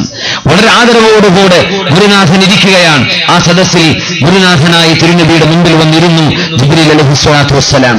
വഅസ്നദ റുക്ബതൈഹി ഇലാ റുക്ബതൈഹി, നബി തങ്ങളുടെ കാൽമുട്ടിന്റെ അരികത്തേക്ക് കാൽമുട്ടുകൾ വെച്ച്, വവദഅ കഫൈഹി അലാ ഫഖദൈഹി, കൈകൾ കാൽ തുടകളുടെ അഗ്രഭാഗത്ത് കാൽമുട്ടിനോട് ചേർത്ത് വെച്ച് വളരെ വിനയത്തോടുകൂടെ അഖ്ബിർനി അനിൽ ഇസ്ലാം, ഇസ്ലാം എന്താണെന്ന് പഠിപ്പിച്ചു തരൂ നബിയെ എന്ന് ചോദിച്ച ഒരു വിദ്യാർത്ഥിയുടെ മാതൃക പരിശുദ്ധ ഹബീബിന്റെ ജീവിതത്തിൽ കാണാൻ കഴിയും. ഉലമാഇനെ, അധ്യാപകന്മാരെ, അവരുടെ ജാതിയോ മതമോ എന്തോ ആയിരിക്കട്ടെ, വിദ്യ പഠിപ്പിച്ച ആളുകൾ അവര് മാതാപിതാക്കളെക്കാളും വലിയവരാണെന്ന്, ആ രീതിയിൽ ബഹുമാനിക്കേണ്ടവരാണെന്ന് പഠിപ്പിച്ച ദീനാണ് ശരീഅത്തുൽ ഇസ്ലാം. അങ്ങേറ്റ തച്ചടക്കം. നമ്മുടെ വിദ്യാർത്ഥികൾ കോളേജുകൾ കയറുന്തോറും ടീച്ചേഴ്സിനെ അല്ലെങ്കിൽ പ്രൊഫസർമാരെ അങ്ങോട്ട് പേടിപ്പിക്കുന്ന കാലം. ഖരാവോ ചെയ്യുന്നത്, സ്ട്രൈക്ക് ചെയ്യും. എന്തിനാണ് ഈ സ്ട്രൈക്ക്? കറന്റിന് ഇലക്ട്രിസിറ്റിക്ക് വില കൂടിയതാണെങ്കിൽ സഹിക്കാം, ബസ് ഫെയർ കൂടിയതാണെങ്കിൽ മനസ്സിലാവുന്നുണ്ട്, മറ്റേതെങ്കിലും ടാക്സ് വർധനയാണെങ്കിൽ അറിയാം. എന്തിനാണ് അധ്യാപകന്മാരോട് നിങ്ങൾ ഇന്ന് പഠിപ്പിക്കരുത് എന്ന് പറയുന്ന രീതിയിൽ അധ്യാപനം നിർത്തിവെക്കാൻ പറയുന്ന സ്ട്രൈക്കുകൾ നമ്മുടെ മുസ്ലിം കുട്ടികൾ പഠിക്കുന്ന സ്ഥാപനങ്ങളിൽ, നമ്മുടെ വിദ്യാർത്ഥികൾ ഇടപെടുന്ന രാഷ്ട്രീയ സംഘടനകളിൽ ഒരിക്കലും ഉണ്ടാവാൻ പാടുള്ളതല്ല. അധ്യാപകന്മാരെ ബഹുമാനിക്കാതെ ആർക്കും ഉയർച്ച അല്ലാഹു നൽകുകയില്ല. ആരെല്ലാം ഉയർന്നിട്ടുണ്ടോ, രണ്ട് കാരണങ്ങളാണ്. ഒന്ന് അധ്യാപകനെ ബഹുമാനിച്ചത്, ഒന്ന് സ്വന്തം മാതാപിതാക്കളെ ബഹുമാനിച്ചത്. എല്ലാ ഉയർച്ചയുടെയും കാരണം ഇത് രണ്ടെണ്ണമാണ്: സ്വന്തം അധ്യാപകന്മാർ, സ്വന്തം മാതാപിതാക്കൾ. ഇവരെ രണ്ടുപേരെയും നമ്മൾ വെറുപ്പിക്കുകയോ കണ്ണുനീർ കുടിപ്പിക്കുകയോ ചെയ്താൽ ജീവിതത്തിൽ ഒരൽപ്പം കിതപ്പോടുകൂടെ പോയാലും ആ കിതപ്പ് അവസാനിക്കും, തളർന്നു വരും, തകർച്ചയിലേക്ക് വരും. തീർച്ചയാണതിൽ സംശയമില്ല. അല്ലാഹു സുബ്ഹാനഹു വ തആല പറയുന്നു, ബിസ്മില്ലാഹിർ റഹ്മാനിർ റഹീം, യർഫഇല്ലാഹു അല്ലദീന ആമനൂ മിൻകും വല്ലദീന ഊതുൽ ഇൽമ ദറജാത്ത്. നിങ്ങളിൽ ആർക്കാണോ സത്യവിശ്വാസമുള്ളത്, ആരാണോ ഊതുൽ ഇൽമ വിജ്ഞാനം നൽകപ്പെട്ടത്, അവരെ ദറജാത്ത്, ഒരുപാട് സ്ഥാനങ്ങൾ അല്ലാഹു അവരെ ഉയർത്തിക്കൊണ്ടിരിക്കും. അവരുടെ ഉയർച്ച അല്ലാഹു നൽകുന്നതാണ്. ഇൽമ കൊണ്ടുണ്ടാകുന്ന മെച്ചമാണത്. ഇൽമുണ്ട ആളുകൾക്ക് മൻ അലിമ വഅമില ബിഹി, ഒരാൾ അറിയുകയും ആ അറിവനുസരിച്ച് പ്രവർത്തിക്കുകയും ചെയ്താൽ അതാണ് ഉപകാരപ്പെടുന്ന ഇൽമ്. അത് അല്ലാഹുവിനോട് തരാൻ വേണ്ടി നമ്മൾ ദുആ ചെയ്യുക. അല്ലാഹു നമുക്കത് തരട്ടെ. ആമീൻ യാ റബ്ബൽ ആലമീൻ. എന്തു തന്നെ സംഭവിച്ചാലും നമ്മുടെ മാതാപിതാക്കൾ നമുക്ക് നൽകിയ ദീൻ, എനിക്ക് തോന്നുന്നു നമ്മുടെ മാതാപിതാക്കളിൽ നിന്ന് നമ്മൾ പഠിച്ച ദീനാണ്. മദ്രസയിൽ നിന്ന് പോലും നമ്മൾ പഠിക്കുന്നതിന് മുമ്പ് നമ്മൾ പഠിപ്പിക്കുന്നത് മാതാപിതാക്കളാണ്. മാതാപിതാക്കൾക്ക് അത് കിട്ടിയത് മദ്രസയിൽ നിന്നാണ്. ആ ഇൽമ് ഉമ്മ തന്റെ കുഞ്ഞിന് പറഞ്ഞു കൊടുക്കുന്നു. ഉമ്മയാണ് മദ്രസയിൽ നിന്ന് പഠിപ്പിക്കുന്ന വിഷയം പ്രാക്ടിക്കൽ ചെയ്യിപ്പിക്കുന്നത് ഉമ്മയാണ് അല്ലെങ്കിൽ ഉപ്പയാണ്. വാപ്പമാരെ സംബന്ധിച്ചിടത്തോളം വീടിന്റെ പുറത്താണ്. അതുകൊണ്ട് ഉമ്മമാർ അവരാണ് കുഞ്ഞിന്റെ ജീവിതം ശരിക്കും തിട്ടപ്പെടുത്തേണ്ടവർ. അൽ ഉമ്മ മദ്റസത്തുൻ, അൽ ഉമ്മ മദ്റസത്തുൻ ഇദാ അഅദത്തഹാ അഅദത്ത ജീലൻ തയ്യിബൽ അറാഖി. ഇത് കൂട്ടാനൊന്നുമില്ലല്ലോ, ഇത്രേ ഉള്ളൂ, പറ്റുന്നില്ല. അൽ ഉമ്മ മദ്റസത്തുൻ, ഉമ്മ ഒരു മദ്രസയാണ്. ഇദാ അഅദത്തഹാ, ആ മദ്രസ നിങ്ങൾ ഒരുക്കി വച്ചാൽ, അഅദത്ത ജീലൻ തയ്യിബൽ അറാഖി, ഏറ്റവും നല്ല അച്ചടക്കമുള്ള ഒരു തലമുറയെ, ഉമ്മ എന്ന മദ്രസ നന്നായാൽ ഏറ്റവും നല്ല തലമുറയെ നിങ്ങൾക്ക് സംവിധാനിക്കാൻ പറ്റും എന്ന് കവി പറയുന്നത് രണ്ട് മദ്രസകളെ ബന്ധിപ്പിക്കാനാണ്. ഒന്ന്, മദ്രസയിലേക്ക് രാവിലെ നമ്മുടെ മക്കൾ പോകുന്നു. നമുക്ക് ചെറിയൊരു കോൺഫ്ലിക്റ്റ് ഇവിടെ ഉള്ളത് സ്കൂളിന്റെ സമയവും മദ്രസയുടെ സമയവും തമ്മിലുള്ള ഒരു കോൺഫ്ലിക്റ്റ് ഉണ്ട്. ഇവിടെ ഏതിനാണ് നമ്മൾ മുൻഗണന നൽകുന്നത് എന്നത് മാത്രമാണ് വിഷയം. ഏതിന് മുൻഗണന കൊടുക്കണം? മദ്രസ ഒഴിവാക്കി സ്കൂൾ നടക്കട്ടെ, അല്ലെങ്കിൽ സ്കൂളിൽ ഇത്ര കോംപ്രമൈസ് ചെയ്തുകൊണ്ട് മദ്രസ വിദ്യാഭ്യാസം നടക്കട്ടെ, അങ്ങനെ ചിന്തിക്കാം. അല്ലെങ്കിൽ സ്കൂൾ മദ്രസ മാനേജ്മെന്റുകൾ കൂടിയിരുന്ന് വിദ്യാർത്ഥികൾക്ക് സൗകര്യപ്പെടുന്ന സമയത്തിലേക്ക് നമ്മുടെ അധ്യാപന സമയം മാറ്റുകയുമാവാം. വാശി പിടിക്കേണ്ട കാര്യമില്ലല്ലോ. ഞങ്ങൾ മാറ്റൂല, ഞങ്ങൾക്ക് മാറ്റാനാവില്ല, നിങ്ങൾ ഞങ്ങൾക്കനുസരിച്ച് വരണം എന്ന് ആരും അങ്ങോട്ടും ഇങ്ങോട്ടും ശാഠ്യം പിടിക്കരുത്. നമ്മുടെ മക്കളുടെ പഠനത്തിന് വേണ്ടി നമ്മുടെ മക്കൾക്ക് ഏറ്റവും സൗകര്യപ്പെടുന്ന സമയം എപ്പോഴാണ്? ഉസ്താദുമാർക്ക് ബുദ്ധിമുട്ടില്ലാത്ത സമയം എപ്പോഴാണ്? ആ സമയത്തേക്ക് മാറ്റിവെച്ചുകൊണ്ടെങ്കിലും മദ്രസ വിദ്യാഭ്യാസം പാടെ പടിഞ്ഞു മാറ്റി ഇല്ലാതെയാക്കി നമ്മുടെ മക്കളെ സ്കൂളിലേക്ക് മാത്രം പറഞ്ഞയച്ച് അവിടെ കിട്ടുന്ന 1 മണിക്കൂർ 2 മണിക്കൂർ മക്കൾക്കൊന്നും പഠിക്കാൻ കഴിയില്ല. 2 പീരീഡ് ഒരാഴ്ചയിൽ കൊടുക്കാൻ പറ്റൂ. ഇവിടെ എങ്ങനെയറിയില്ലേ, ഗൾഫ് നാടുകളിലൊക്കെ അങ്ങനെയാണ്. ഞാൻ ഇസ്ലാം സ്റ്റഡീസ് പഠിപ്പിക്കുന്ന അധ്യാപകനാണ്, വേറെയും സബ്ജക്ട് പഠിപ്പിക്കുന്നു. പക്ഷേ ഇസ്ലാമിക് സ്റ്റഡീസ് 2 മണിക്കൂറാണ് ഗൾഫിലൊക്കെ. 2 മണിക്കൂർ ആഴ്ചയിൽ എന്ത് പഠിപ്പിക്കാൻ പറ്റും? എന്തുണ്ടാകും അതിൽ? മദ്രസയിൽ നിന്ന് കിട്ടുന്ന പോലെ നമുക്ക് പഠിപ്പിക്കാൻ കഴിയില്ല സ്കൂളുകളിൽ. അത് മാത്രമല്ല, മദ്രസയിൽ ഒരു ദീനിന്റെ സംസ്കാരമുണ്ട്. ദീൻ മാത്രമാണ്. ഫാത്തിഹ തുടങ്ങി, പ്രാർത്ഥനയിൽ തുടങ്ങി, സ്വലാത്ത് അവസാനിച്ച് നിസ്കാരവും വുളുവും പ്രാക്ടീസ് ചെയ്ത് വളരെ നല്ല നിലയിൽ നല്ല ഒരു സ്പിരിച്വൽ എൻവയോൺമെന്റ്, ഒരു ആത്മീയമായ സാഹചര്യം നമ്മുടെ മദ്രസകളിൽ ഉണ്ടാവണം. അത് ഉണ്ടാവുന്നുണ്ട്. അത് നമുക്ക് നഷ്ടപ്പെട്ടു പോയാൽ കേവലം വായിച്ചു പഠിക്കുന്നതല്ലല്ലോ ഇൽമ്, ഗുരുമുഖത്ത് നിന്ന് കേൾക്കുന്നതാണ്. അധ്യാപകന്മാരും ആ രീതിയിൽ മക്കളെ പഠിപ്പിക്കേണ്ടവരാണ്. അതുകൂടെ സാന്ദർഭികമായി സൂചിപ്പിക്കുകയാണ്. അധ്യാപകന്മാരോട് മാത്രം അല്ലെങ്കിൽ മുഅല്ലിമീങ്ങളോട് മാത്രം തുറന്നു പറയേണ്ട ചില വിഷയങ്ങളുണ്ട്. ഇവിടെ രക്ഷിതാക്കളും വിദ്യാർത്ഥികളൊക്കെ ഉള്ളതുകൊണ്ട് ഞാനത് സൗകര്യപൂർവ്വം മാറ്റിവെക്കുകയാണ്. മുഅല്ലിമീങ്ങൾ മാത്രം അറിയേണ്ട വിഷയങ്ങളുണ്ട്. അധ്യാപന രീതിയിൽ എന്തുകൊണ്ട് നമ്മൾ ഉദ്ദേശിക്കുന്ന ഫലത്തിലേക്ക് എത്തുന്നില്ല? 1 മണിക്കൂർ സമയം എങ്ങനെ കൃത്യമായും 60 മിനിറ്റ് നമ്മുടെ വിദ്യാർത്ഥികൾക്ക് ഉപകാരപ്പെടുന്ന രീതിയിൽ എന്തുകൊണ്ട് നമുക്ക് പഠനം കൊടുക്കാൻ കഴിയുന്നില്ലെന്നോ, അല്ലെങ്കിൽ എന്തെങ്കിലും കാരണങ്ങളാൽ നമ്മുടെ വിദ്യാർത്ഥികളോ വിദ്യാർത്ഥിനികളോ പിൻവലിയാനുള്ള കാരണമെന്ത്? ഇതിലൊക്കെ അധ്യാപകന്റെയോ അധ്യാപികയുടെയോ പെരുമാറ്റത്തിന്റെ പ്രശ്നങ്ങളുണ്ട്.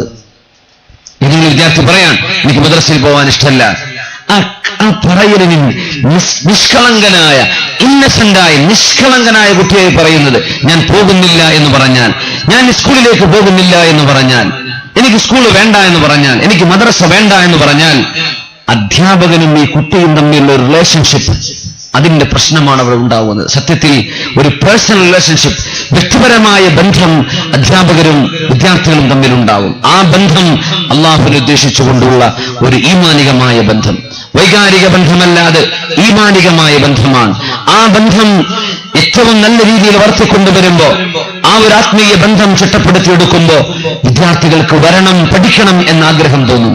അള്ളാഹു ആ രീതിയിൽ നമ്മുടെ മക്കൾക്ക് പഠിക്കാനുള്ള സാഹചര്യം ഉണ്ടാക്കി കൊടുക്കട്ടെ. നമ്മുടെ മുഅല്ലിമീങ്ങൾക്ക് അതിനുള്ള സാഹചര്യം അള്ളാഹു ഉണ്ടാക്കി കൊടുക്കട്ടെ. അതുകൊണ്ട് സത്യവിശ്വാസികളായ ആളുകളെ, സത്യവിശ്വാസിനികളെ, മദ്രസയിൽ നിന്ന് പഠിപ്പിക്കുന്ന വിദ്യാഭ്യാസം നമ്മുടെ വീടുകളിൽ പ്രാക്ടിക്കലായ വേണ്ടതാണ്. ഒതുകൊടുക്കേണ്ടത് എങ്ങനെയാണ്? ശ്രദ്ധിക്കണം. കുട്ടി ഒതുകൊടുക്കുന്നത് ശരിയാണോ? കുഞ്ഞ് നിസ്കരിക്കുന്നത്, ഭക്ഷണം കഴിക്കുന്ന രീതി, വലത് കൈകൊണ്ട് കഴിക്കുന്നുണ്ടോ, ബിസ്മി ചൊല്ലിയിട്ടുണ്ടോ ഇല്ലയോ, ബാത്റൂമിൽ പോകുമ്പോ കുട്ടി ഏത് കാലെടുത്ത് വെക്കുന്നു, ഇറങ്ങുമ്പോൾ എന്ത് ചൊല്ലുന്നുണ്ടോ, ചൊല്ലേണ്ട ദിക്റുകൾ, കിടന്നുറങ്ങുന്ന രീതി എങ്ങനെയാണ്, ഉണർന്നു കഴിഞ്ഞാൽ എന്ത് ചെയ്യുന്നു, അവന്റെ നിസ്കാരക്രമങ്ങൾ എങ്ങനെയൊക്കെയാണ്, കുട്ടിയുടെ വാക്കുകൾ എങ്ങനെയാണ്, കുട്ടിയുടെ പദപ്രയോഗങ്ങൾ എന്തൊക്കെയാണ്, ഇത് കൃത്യമായും കണിശമായും നിയന്ത്രിക്കാനുള്ള ഉത്തരവാദിത്വം രക്ഷിതാക്കൾക്കുണ്ട്. അതുകൊണ്ടാണ് മിനിസ്ട്രി ഓഫ് എഡ്യൂക്കേഷൻ എന്ന് ഇംഗ്ലീഷിൽ പറയുന്ന ഈ സാധനത്തിന് അറബിയിൽ പറയുന്നത് വിസാറത്ത് തർബിയ വ തഅലീം എന്നാണ്. Ministry of education. എഡ്യൂക്കേഷൻ എന്ന് ഇംഗ്ലീഷിൽ പറഞ്ഞാൽ അതിന് അറബിയിൽ 2 വാക്ക് കൊടുക്കണം. സാധാരണ നേരെ മറിച്ചാണ്ടാവുക. ഇംഗ്ലീഷിലെ 7 വാക്കിന് അറബിയിൽ 2 വേണ്ടി വരുള്ളൂ. ഇവിടെ എഡ്യൂക്കേഷനിൽ മാത്രം ഇംഗ്ലീഷിൽ 1 വാക്കാണ് എഡ്യൂക്കേഷൻ, അറബിയിൽ ഇത് 2 തർബിയ വ തഅലീം. തർബിയത്തും തഅലീമും, ഇതിനാണ് എഡ്യൂക്കേഷൻ എന്ന് പറയാം. അല്ലാത്തത് നോളേജാണ്. തർബിയ വ തഅലീം, ഇതാണ് എഡ്യൂക്കേഷൻ. ഈ തർബിയത്ത് എവിടെയാണ്? തഅലീം, പഠിപ്പിക്കൽ മദ്രസയിൽ നടക്കും. ഈ പ്രാക്ടിക്കലായി കൊടുക്കുന്നത് വീടുകളിലാണ് നടക്കുന്നത്. വീട്ടിലെ ഉമ്മയും വാപ്പയും ശ്രദ്ധിക്കാതെ എന്റെ മോൻ 7ാം ക്ലാസ്സും 10ഉം 12ഉം മദ്രസ പഠിച്ച ആളാണ് എന്റെ മോൾ, അങ്ങനത്തെ എത്ര മക്കൾ ഓടിച്ചാടി പോയിട്ടുണ്ട്. 12 വരെ മദ്രസയിൽ പോയ മക്കള് ഇല്ലേ? എന്തെല്ലാം ദുൽമ ചെയ്തിട്ടുണ്ട്. അതല്ല വിഷയം. ഇത് പ്രാക്ടിക്കലായി ചെയ്യാൻ ഈ കുട്ടിയുടെ വീടുകളിൽ സാഹചര്യമുണ്ടോ ഇല്ലയോ? മഗ്രിബ് നിസ്കാരമായാൽ സൂറത്ത് യാസീൻ ഓതുകയും, മഗ്രിബ് നിസ്കാരത്തിന് ശേഷം രാത്രിയിൽ എപ്പോഴെങ്കിലും സൂറത്തുൽ മുൽക്ക്, തബാറക്കല്ലദീ ബിയദിഹിൽ മുൽക്ക് വഹുവ അലാ കുല്ലി ശൈഇൻ ഖദീർ, അത് ഓതിയാൽ ഖബറിൽ ശിക്ഷയില്ല എന്നൊക്കെ ഉസ്താദുമാർ പറഞ്ഞു വിടുമ്പോ ആ കുട്ടിക്ക് മുസ്ഹഫ് എടുക്കാനുള്ള സാഹചര്യം ഉമ്മമാർ ഉണ്ടാക്കി കൊടുക്കണം. അപ്പോഴേക്കും സീരിയൽ ഓൺ ചെയ്തു, അപ്പോഴേക്കും സീരിയൽ തുടങ്ങി. ഒന്ന് കഴിയുമ്പോൾ മറ്റൊന്ന്, അത് കഴിയുമ്പോൾ മറ്റൊന്ന്, ഇങ്ങനെ വളരെ ഏറ്റവും മർമ്മപ്രധാനമായ സമയം ഇശാ മഗ്രിബിന്റെ സമയം. ആ സമയം ചാനലുകാരന്റെ കഴുക കണ്ണുകൾ നമ്മുടെ റൂമിന്റെ ഉള്ളിലേക്ക് ഏറ്റവും മോശപ്പെട്ടത് മാത്രം തള്ളിവിടുന്ന സീരിയലുകൾ നമ്മുടെ ഉമ്മമാരും നമ്മുടെ സഹോദരിമാരും, അത് മലയാളവും തമിഴും ഹിന്ദിയും അടക്കം മുസ്ലിം വീടുകളിൽ സീരിയൽ കാണുന്ന മേളകളായി മഗ്രിബിന്റെ ശേഷം മാറിക്കഴിഞ്ഞാൽ തഅലീം നടക്കുന്നുണ്ട് മദ്രസയിൽ, തർബിയത്ത് വീട്ടിൽ നടക്കുന്നില്ല. അച്ചടക്കമുള്ള വേഷമാണ് ഒരു കുട്ടി ധരിക്കേണ്ടതെന്ന് ഉസ്താദുമാർ പറഞ്ഞു കൊടുക്കുന്നുണ്ട് മദ്രസയിൽ. പക്ഷേ കുട്ടി വീട്ടിൽ വന്ന് കാണുന്നത് നടിമാരുടെ വേഷമാണ്, നടന്മാരുടെ ആഭാസങ്ങളാണ്. ഇത് കാണുമ്പോൾ കുട്ടി കൺഫ്യൂസ് ആവാൻ. റബ്ബേന്റെ ഉസ്താദ് എന്നെ പഠിപ്പിച്ചു, വീട്ടിൽ എന്റെ ഉമ്മ കൂളായിട്ട് കാണുന്നു, എന്റെ വാപ്പയും ഉമ്മയും എന്റെ ജ്യേഷ്ഠാണിയന്മാരും ഒക്കെ നൃത്തരംഗങ്ങൾ കാണുന്നു, ആഭാസങ്ങൾ, ഒരു ഉളുപ്പുമില്ലാതെ, പരസ്പര ധാരണയോ ഒരൽപ്പം ലജ്ജയോ പോലുമില്ലാതെ, അതും അതിലപ്പുറവും ഒന്നിച്ചിരുന്ന് കാണുന്നൊരു സംസ്കാരം നമ്മുടെ വീടുകളിൽ വരുമ്പോ, ഒറ്റക്ക് കാണുന്ന സംസ്കാരം വരുമ്പോ, കാണിച്ചു കൊടുക്കുന്ന സംസ്കാരം വരുമ്പോ തഅലീം നടക്കുന്നുണ്ട്, തർബിയത്ത് നടക്കുന്നില്ല. ഇവിടെ ഒരു ഗ്യാപ്പ് വന്നു. ഈ ഗ്യാപ്പ് ആർക്കും ഫില്ല് ചെയ്യാൻ കഴിയില്ല. അതുകൊണ്ട് തഅലീം, വിദ്യാഭ്യാസം അധ്യാപകന്മാരുടെയും അധ്യാപികമാരുടെയും മുഅല്ലിമീങ്ങളുടെയും തലയിലേക്ക് എടുത്തുവെച്ച് ഞങ്ങളൊന്നും ചെയ്യില്ല, ഞങ്ങൾ ഫീസ് തരാം, നിങ്ങൾ പഠിപ്പിച്ചേക്കണം എന്ന് പറയുന്ന സംഗതി, ആ ഒരു നയം രക്ഷിതാക്കളെ ശരിയല്ല. നിങ്ങൾ നിങ്ങളുടെ ഭാഗം ചെയ്തില്ലെങ്കിൽ അധ്യാപകർക്കൊന്നും ചെയ്യാൻ പറ്റില്ല. നിങ്ങൾ നിങ്ങളുടെ ദൗത്യം നിർവഹിക്കണം. തങ്ങൾ പറയുമായിരുന്നു, മക്കളെ നിങ്ങൾ പഠിപ്പിക്കണം. ആര്? മാതാപിതാക്കൾ. അന്ന് മദ്രസ സംവിധാനങ്ങളില്ല. അല്ലിമു ഔലാദക്കും, നിങ്ങളുടെ മക്കളെ നിങ്ങൾ പഠിപ്പിക്കണം തിലാവത്തുൽ ഖുർആൻ, ശുദ്ധ ഖുർആൻ ഓതാൻ. അല്ലിമു ഔലാദക്കും അസ്സിബാഹ, നിങ്ങളുടെ മക്കൾക്ക് നീന്താൻ പഠിപ്പിക്കണം. നബി സല്ലല്ലാഹു അലൈഹി വസല്ലം extra curricular, co curricular activities സ്കൂളുകളിൽ കാണും. നീന്തൽ ഒരു കുളം പോലും ഇല്ലാത്ത മക്കയിലായി പറയുന്നത്. ഒരേ ഒരു കുളം മാത്രമുള്ള മദീനയിലാണ് നബി തങ്ങൾ ഈ വിഷയം അവതരിപ്പിക്കുന്നത്. കടൽ ഒരിക്കൽ പോലും കണ്ടിട്ടില്ലാത്ത നബിയാണ് ഈ വിഷയം പറഞ്ഞത്. നിങ്ങളുടെ മക്കൾക്ക് നീന്താൻ പഠിപ്പിക്കണം സല്ലല്ലാഹു അലൈഹി വസല്ലം. വരിമായ, ആർച്ചറി പഠിപ്പിക്കണം. എയിം നോക്കാനുള്ള ആർച്ചറി, അമ്പെയ്ത്ത് എന്ന് പറയും. പ്രാകൃതമാവാം. ഇന്ന് വലിയ വലിയ കായിക മേളകളിൽ വലിയൊരു ഐറ്റം തന്നെയാണ് ആർച്ചറി, അമ്പെയ്ത്ത്. അല്ലേ? ഇന്ത്യക്കാരായ ആളുകളൊക്കെ അല്ലേ ആർച്ചേഴ്സ്. ഇത് നിങ്ങൾ പഠിപ്പിക്കണം. വൽഫുറൂസിയ, ഹോഴ്സ് റൈഡിന്, എക്വസ്ട്രിയൻ സ്ഥലങ്ങൾ അല്ലെങ്കിൽ കുതിരയോട്ട മത്സരങ്ങൾ നിങ്ങൾ മക്കളെ പഠിപ്പിക്കണം. അത് പറഞ്ഞ കൂട്ടത്തിന് നബി തങ്ങൾ പറഞ്ഞു, വഹബ്ബ അഹ്ലി ബൈതിഹി വതിലാവത്തുൽ ഖുർആൻ, നബി തങ്ങളുടെ കുടുംബ ബന്ധമാണ് തങ്ങന്മാർ, സയ്യിദന്മാർ. അവരെ സ്നേഹിക്കാനും വതിലാവത്തുൽ ഖുർആൻ, ഖുർആൻ ഓതാനും നിങ്ങളുടെ മക്കളെ നിങ്ങൾ പഠിപ്പിക്കണേ എന്ന് പരിശുദ്ധ റസൂലുള്ളാഹി സ്വല്ലല്ലാഹു അലൈഹി വസല്ലം എന്തൊക്കെ പറഞ്ഞു? എഴുതാനും വായിക്കാനും പഠിപ്പിക്കണം, ഖുർആൻ പഠിപ്പിക്കണം, നിങ്ങളെ നബിയെ സ്നേഹിക്കാനും നബി തങ്ങളുടെ കുടുംബത്തെ സ്നേഹിക്കാനും പഠിപ്പിക്കണം. അവർക്ക് കുതിരയോട്ടവും ആർച്ചറിയും അമ്പെയ്ത്തും അതുപോലെ തന്നെ സ്വിമ്മിംഗ്, നീന്തലും നിങ്ങൾ മക്കളെ പഠിപ്പിക്കണം എന്ന് കണിശമായി മക്കളുടെ തർബിയത്തിൽ. ഇവിടെ മദ്രസ വിദ്യാഭ്യാസം മാത്രം എന്ന് പറയുന്ന ആ ശൈലിയല്ല നബി തങ്ങളുടേത്. നീന്തൽ മദ്രസ പഠിപ്പിക്കോ? ഇല്ല. എല്ലാ സ്കില്ലുകളുമുള്ള വെർസറ്റൈൽ ജീനിയസുകളായിരിക്കണം മുസ്ലിം എന്ന് പഠിപ്പിക്കുകയാണ് റസൂലുള്ളാഹി സ്വല്ലല്ലാഹു അലൈഹി വസല്ലം. ഈ തരത്തിൽ വിദ്യാർത്ഥികൾക്കും രക്ഷിതാക്കൾക്കും ഉസ്താദുമാർക്കും ഒക്കെ വലിയ വലിയ പ്രതിഫലം ഈ വിഷയത്തിൽ അല്ലാഹു നൽകും. മൻ സലക ത്വരീഖൻ യൽതമിസു ഫീഹി ഇൽമൻ സഹലല്ലാഹു ലഹു ബിഹി ത്വരീഖൻ ഇലൽ ജന്ന. ഇൽമിന്റെ വഴിയിലേക്ക്, വിജ്ഞാനം അന്വേഷിച്ച വഴി, ഒരു വാള് കേൾക്കാൻ, ഒരു പ്രഭാഷണം കേൾക്കാൻ, ഒരു ക്ലാസ് അറ്റൻഡ് ചെയ്യാൻ, ഒരു മദ്രസയിലേക്ക് ചെല്ലുന്നത്, സ്കൂളിലേക്ക് ചെല്ലുന്നത്, നമ്മുടെ ഹയർ സെക്കൻഡറി സ്കൂളിലേക്ക് പോകുന്നത്, കോളേജിലേക്ക് പോകുന്നത്, യൂണിവേഴ്സിറ്റി ക്യാമ്പസുകളിലേക്ക് പോകുന്നത്, ത്വരീഖൻ ഇലൽ ജന്ന, സ്വർഗത്തിലേക്കുള്ള വഴി അല്ലാഹു നിങ്ങൾക്ക് ഒരുക്കി വെച്ചിട്ടുണ്ട്. നിങ്ങളുടെ ഉദ്ദേശ ലക്ഷ്യം നല്ലതെങ്കിൽ.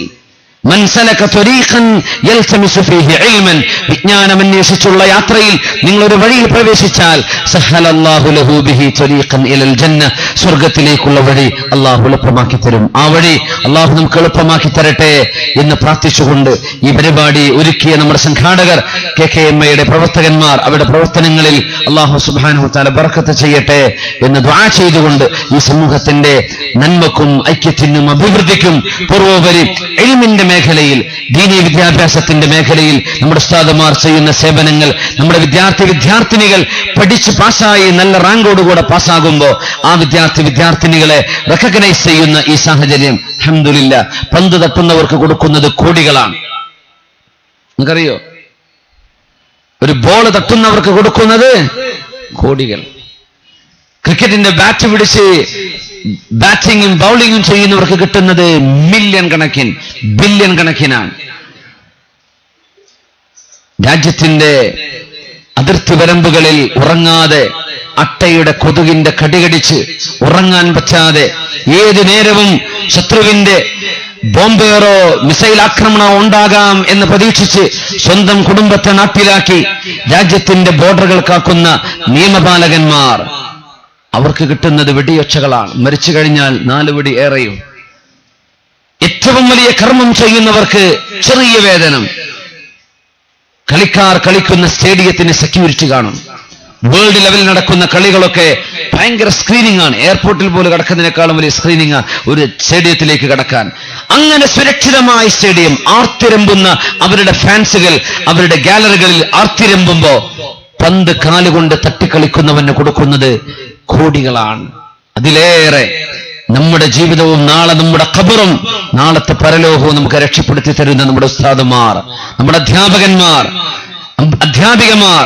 ഇൽമ പഠിപ്പിച്ചു തരുന്നവർ, അവർക്ക് കൊടുക്കുന്നതോ വളരെ തുച്ഛം. ഇത് ഈ കാലഘട്ടത്തിന്റെ ഒരു പാരഡോക്സ് ആണ്, ഒരു വൈരുദ്ധ്യമാണ്. കളികൾ കാര്യമായ കാലവും കാര്യങ്ങളൊക്കെ കളികളായി മാറിയ കാലവുമാണ്. ഈ കാലഘട്ടത്തിൽ ഒഴുക്കിനെതിരെ നീന്താനുള്ള ഒരു ശ്രമമാണ് KKMA ഇവിടെ നിർവഹിച്ചിട്ടുള്ളത്. ഇതൊരുപാട് മഹല്ലുകളിലേക്ക്, സംഘടനകൾക്ക്, മഹല്ലുകാർക്ക്, ഉത്തരവാദപ്പെട്ട ആളുകൾക്ക് കണ്ണ് തുറപ്പിക്കാൻ സഹായകമാകും എന്ന് പ്രതീക്ഷിക്കുന്നു. അറിയപ്പെടാതെ പോകുന്ന ഈ മുത്തുമണികളെ സമൂഹത്തിന്റെ മുമ്പിലേക്ക് കൊണ്ടുവന്ന് ഇവരാണ് ജീനിയസ്, ഇവരാണ് പ്രതിഭകൾ എന്ന് സമൂഹത്തോട് വിളിച്ചു പറയുന്ന ഈ സംരംഭത്തിന് സഹായിച്ചിട്ടുള്ള പ്രവാസികളും അല്ലാത്തവരുമായ എല്ലാവർക്കും അള്ളാഹുവിന്റെ റഹ്മത്തും കരുണയും മഗ്ഫിറത്തും അള്ളാഹു നൽകട്ടെ. രണ്ട് ലോകത്തെയും വിജയം അള്ളാഹു നൽകട്ടെ എന്ന് പ്രാർത്ഥിച്ചുകൊണ്ട് ഇവിടെ വന്ന ഉസ്താദുമാർ, ഇവിടെ വന്ന മുഅല്ലിമീങ്ങൾ, അവർക്കൊക്കെയും അവരുടെ രക്ഷിതാക്കൾക്കൊക്കെയും ഇവിടെ വന്ന നമ്മളെല്ലാവരും നമ്മുടെ ഉദ്ദേശ ലക്ഷ്യങ്ങൾ അള്ളാഹുവെ നീ സഫലമാക്കി തരണേ. അള്ളാഹ് ഞങ്ങളുടെ മാതാപിതാക്കൾക്ക് നീ പുറത്തു കൊടുക്കണേ തമ്പുരാനെ. ഞങ്ങളുടെ അധ്യാപകന്മാർക്ക് നീ പുറത്തു കൊടുക്കണേ റബ്ബേ. ഞങ്ങൾ ആരിൽ നിന്നെല്ലാം ഇൽമ പഠിച്ചിട്ടുണ്ടോ അവർക്കും, ഞങ്ങളിൽ നിന്ന് ആരൊക്കെ ഇൽമ പഠിക്കുന്നുണ്ടോ അവർക്കും അള്ളാഹു ഈ സമൂഹത്തിന്റെ വൈജ്ഞാനിക ഗോതയിൽ ആരെല്ലാം ഈ ഇൽമി ദീനി ഖിദ്മത്ത് ചെയ്തു പോയിട്ടുണ്ടോ അവിടൊക്കെ ഖബറിനെ നീ സ്വർഗ്ഗത്തോപ്പാക്കണം. അള്ളാഹുവെ മുസ്ലിം ഉമ്മത്തിന് നീ യശസ്സിലേക്ക്, ഇൽമിന്റെ വിഹായസിലേക്ക് ഉയർത്തി ഈ സമൂഹത്തിന്റെ ആ ഗതകാല യശസ്സും ഇസ്സത്തും തിരിച്ചു കൊണ്ടുവരാൻ അള്ളാഹുവെ നീ ഞങ്ങൾക്ക് തൗഫീഖ് തരണമേ തമ്പുരാനെ. അള്ളാഹു ഞങ്ങളുടെ രോഗികൾക്ക് ശിഫ നൽകണേ. ഞങ്ങളുടെ രോഗികൾക്ക് നീ ശിഫ നൽകണേ തമ്പുരാനെ. ഞങ്ങളുടെ കൂട്ടത്തിലുള്ള ഞങ്ങളുടെ ബന്ധുക്കളിൽ, മക്കളിൽ, ഭാര്യസന്തതികളിൽ, മാതാപിതാക്കളിൽ, സുഹൃത്തുക്കൾ, ജ്യേഷ്ഠാനിയന്മാരിൽ, വല്യമ്മമാരിൽ, മാതാപിതാക്കളിൽ ആർക്കൊക്കെ രോഗങ്ങളുണ്ടോ അവർക്കൊക്കെ നീ ഈ നിമിഷം ശിഫാഇനെ വിധിക്കണം തമ്പുരാനെ. മാരക രോഗങ്ങൾ ഞങ്ങൾ ആർക്കും വരാതെ, ഞങ്ങളുമായി ബന്ധമുള്ള സ്നേഹബന്ധമുള്ള ഒരാൾക്കും വരാതെ നീ കാക്കണം തമ്പുരാനെ. ജീവിക്കുന്നത് നിന്റെ പൊരുത്തത്തിലും നീ ഇഷ്ടപ്പെടുന്ന രീതിയിലും ജീവിച്ച് മരിക്കുമ്പോൾ ഒരിക്കലൂടെ ലാ ഇലാഹ ഇല്ലല്ലാഹ് എന്ന് ഉച്ചരിച്ച് മരിക്കാനുള്ള ഭാഗ്യം ഞങ്ങൾക്കൊക്കെ നീ നൽകണം അല്ലാഹുവേ. ഈ ലോകത്തെ പരീക്ഷണവും പരീക്ഷയുമായ ഈ ജീവിതം കഴിഞ്ഞ് നാളെ ഇതിന്റെ റിസൾട്ട് നിന്റെ മുമ്പിൽ മഹ്ശറ വൻ സഭയിൽ നീ നൽകുമ്പോൾ ആ കിതാബ് വലത് കൈയിൽ ഏറ്റുവാങ്ങാൻ, ആ അവാർഡുകൾ സ്വീകരിക്കാൻ ഞങ്ങളുടെ മീസാൻ കനം തൂങ്ങുകയും ഞങ്ങളുടെ നന്മയുടെ തുലാസ് കനം തൂങ്ങുകയും ഞങ്ങളുടെ രേഖകൾ വലത് കൈ നൽകപ്പെടുകയും ചെയ്ത് സ്വർഗ്ഗലോകത്തേക്ക് കടക്കാനുള്ള മഹാഭാഗ്യം അല്ലാഹുവേ ഈ സദസ്സിൽ ഒരുമിച്ച് കൂടിയ നിനക്കിഷ്ടമുള്ള ആളുകളും ഇവിടെ നടന്ന സൽക്കർമ്മത്തിന്റെയും ബറക്കത്ത് കൊണ്ട് അല്ലാഹുവേ നീ ഞങ്ങൾക്ക് നൽകണമേ.